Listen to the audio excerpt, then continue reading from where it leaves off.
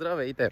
Отново е Гинко, един обикновен човек и днес реално пак искам да си говорим за това колко бързо се случват нещата, наистина има значение и да ви дам пресен лош пример за това колко бързо могат да се случват нещата, тъй като си поръчах отворих си нова сметка в нашата общинска банка, каквото и да знаеш това, и схемата беше, женичката ми каза в петъка, ела да си я вземеш. Да, обаче тя не се сеща, че петъка реално е неработен ден, затова че тук горим, за тази седмица, което е една седмица чакане, аз отивам в понеделник.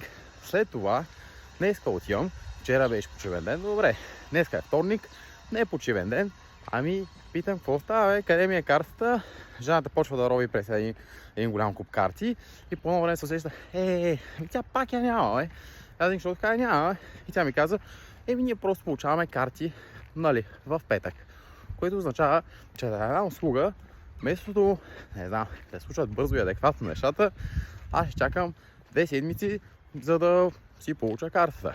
Което мисля, че е неадекватно. Или, колко е неадекватно, то си е супер неадекватно, но може да се става по-бързо, за това, че ако вашия бизнес очевидно има такива проблеми, гледайте да ги оправите, защото за вашите клиенти това абсолютно има значение.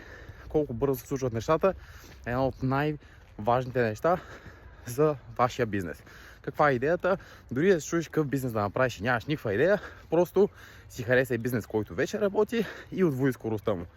За лесни примери, погледнете всякакъв вид бързи храни. Дали са Дюнери, Бургер Кинг или Макдоналдс, тия фирми оперират на това, че те просто могат да вземат супер много хора, които не разбират от тази работа и тяхният процес е супер елементарен и ти за по-малко от една седмица мога да обръщаш картофките и да слагаш, да обръщаш бургерите и да слагаш картофките в кутийката.